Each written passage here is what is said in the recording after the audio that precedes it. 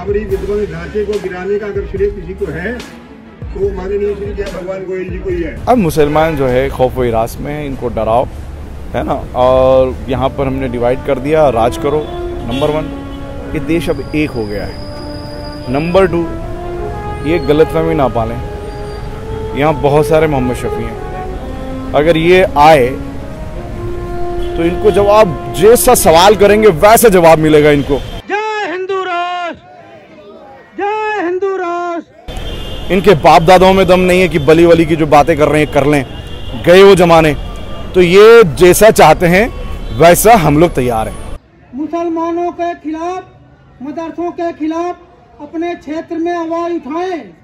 अगर ये इकट्ठे हो करके मुसलमान अपने क्षेत्र में नमाज पढ़ सकते।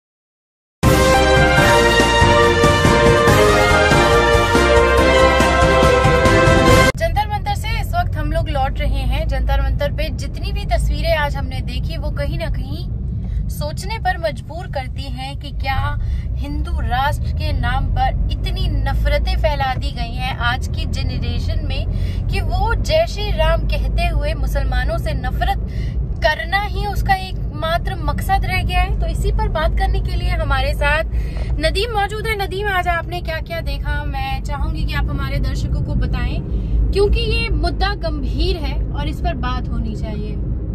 क्योंकि खुशबू, अगर बात की जाए कि आज जो सबसे अहम बात 6 दिसंबर 1992 की शहादत को कोई नहीं भुला पाएगा, क्योंकि किसी ने बिल्कुल सही कहा है कि 6 दिसंबर के जो काले अखबार हैं, हम अपने आने वाली जनरेशन से तो सारी चीजें छुपा देंगे। जब भी 6 दिसंबर का सवाल पूछा जाएगा तो उसका जवाब क्या दिया जाएगा। और आज 29 साल नाइंसाफी के पूरे हो चुके हैं। 6 दिसंबर 1992 को मस्जिद को शहीद कर दिया गया था। एक तरफ तमाम संगठन के लोग जो हैं वो एकजुट आए और बाबरी मस्जिद की नाइंसाफी के खिलाफ अपने एहतजाज को दर्ज कराया। जहां काला दिवस मनाया गया तो वहीं जंतर मंतर पर हमने दूसरी तरफ देखा कि विजय दिवस मनाया गया। यूनाइटेड हिंदू फ्रंट करके संगठन ने पूरी तरीके से इसको आयोजित किया, जिसमें तलवारें लहराई जाती हैं और जिसमें हम लोगों ने खासतौर पर देखा कि मंचों से लगातार अगर कोई रडार पर था तो वो थे मुसलमान। मुसलमानों ने ये कर दिया, मुसलमानों को ये कर देंगे, मुसलमानों ने मदरसे बना लिए, तमाम चीजें, तमाम नफरतें फैलाई जा रही थी मंचों से द्वारा। पर आज के जंतर मंतर पर जो तस्वीरें हैं उसे समझना इस तरीके से जरूरी है, क्योंकि हमने वो देखा था जब लिंचिंग की जा रही थी पत्रकारों की यहाँ पर जय श्री राम के नाम पर। हमने वो तस्वीरें भी देखी थी जब मुल्ले काटे जाएंगे के नारे इसी जंतर मंतर से लगाए जा रहे थे।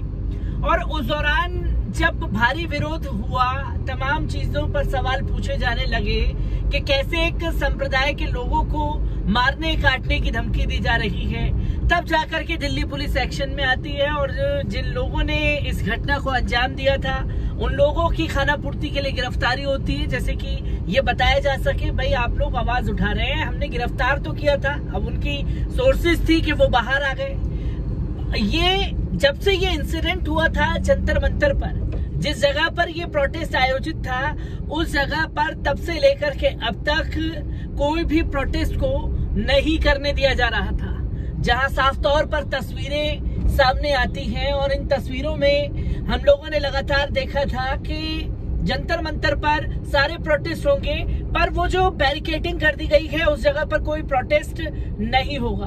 हम लोग लगातार इस पर सवाल कर रहे थे। खुशबू, तब से लेकर के अब तक जो है प्रोटेस्ट करने नहीं दिया जा रहा था।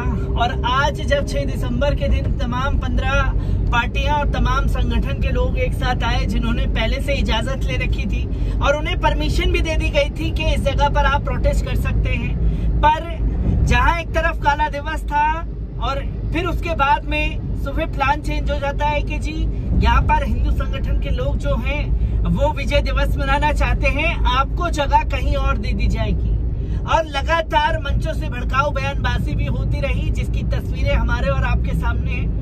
और सवाल यही खड़ा होता है कि जो नफरत का एजेंडा फैला रहे हैं लगातार, उस वीडियो में हमने देखा कि पुलिस प्रशासन जो है वहां पर हाथ बांध करके खड़ा हुआ था, किसी तरीके से उन लोगों को रोकने की कोशिश नहीं की जा रही थी। एक नफरत भरा एजेंडा जो वो लगातार अपने मंचों से परोसते हैं। एक सबसे बड़ा फैक्ट इसमें यही देखने को मिलता है। नदीम, इसी के साथ साथ लगातार जय श्री राम के नाम पर मुसलमानों को टारगेट किया जा रहा था। वहीं पर फोर्स भी मौजूद थी और दिल्ली पुलिस भी मौजूद थी, लेकिन किसी को कोई नहीं रोका गया इस तरह के बयान देने से। तो कहीं ये नहीं लगता कि कहीं ना कहीं ये जो भी चीजें हो रही हैं वो सत्ता के संरक्षण में है, ताकि इस तरह की चीजों को बढ़ावा दिया जा सके?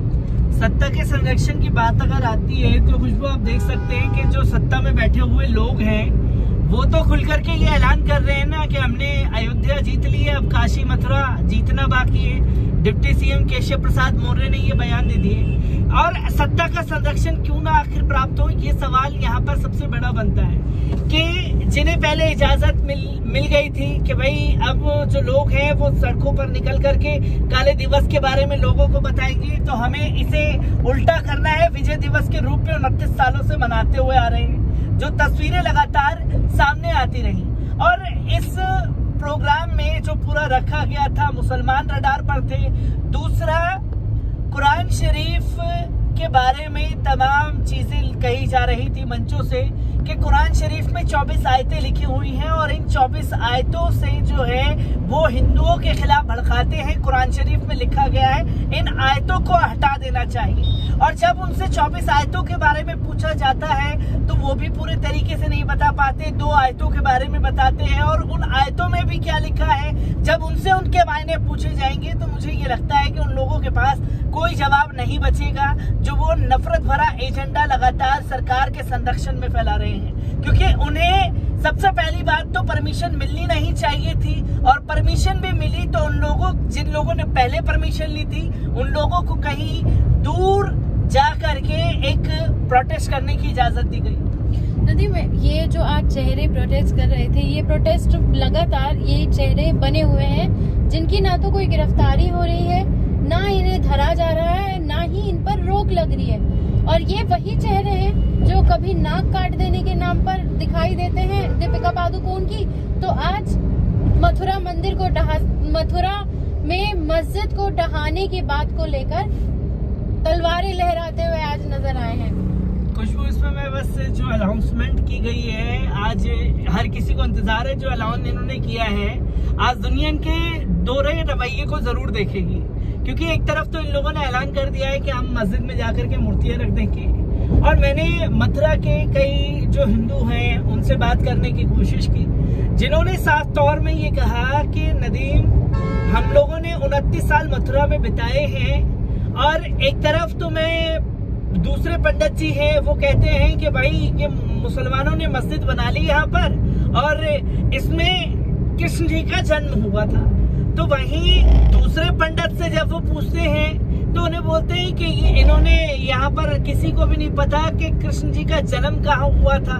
तो जो एक ड्रामा पूरी तरीके से किया जा रहा है वो 2024 को जीतने के लिए है, और दोहरा रवैया इनका देखने की इसलिए जरूरत है कि आज सबके सामने हो जाएगा कि कितना कथनी में और करनी में फर्क है। क्योंकि भारी फोर्स जो है, अभी मेरे पास तस्वीरें ताजा सामने आ रही है मथुरा से, ताजा तस्वीरें जिसमें आज मस्जिद में अजान की आवाज जो है वो नहीं रुकी है, अजान मस्जिद में हुई है, जिसके वीडियो मेरे पास आए हैं। कुछ देर में मैं इसको आप लोगों के सामने भी रखूंगा, क्योंकि हम लोगों ने ये चीजें साफ तौर पर देखी हैं कि हम लोगों ने ये तस्वीरें साफ तौर पर देखी हैं कि मस्जिद के बाहर फोर्स जो है भारी बल में तैनात कर दी गई है ताकि किसी घटना को अंजाम ना दिया जा सके। और जिन लोगों ने ये ऐलान किया था, आपको याद होगा, जिसमें एक नाम आया था हिंदू महासभा की राजेश्वरी का, वो तो जंतर मंतर पर जल अभिषेक कर रही थी। तो कितना जमीन आसमान में इनका फर्क है कि ये लोग किस तरीके से हरकतों का अंजाम दे रहे हैं। एक तरफ तो कह रहे थे कि जी हम तो मथुरा जाएंगे, मथुरा में जाकर के हम लोग जल अभिषेक करेंगे और मस्जिद के अंदर मूर्तियां रख देंगे। पर जिन मैडम ने ये ऐलान किया था वो अभी जंतर मंतर पर जल अभिषेक करती हुई नजर आ रही है। तकरीबन 200 किलोमीटर की दूरी जंतर मंतर से मथुरा की बनती है। 200 किलोमीटर की दूरी पर एक अपनी शेख बहादुरी वाले कहावत दिखा करके बताने की कोशिश करेंगे कि देखिए हमने डंके की चोट पर जल अभिषेक कर दिया। तो कथनी और करनी में फर्क है। वक्त बीत रहा है, शाम होते होते तस्वीरें साफ हो जाएंगी, क्योंकि ये मामला, मैं बार बार कह रहा हूँ, ये मामला अब दंगाई वर्सेस सरकार का बनके रह गया है।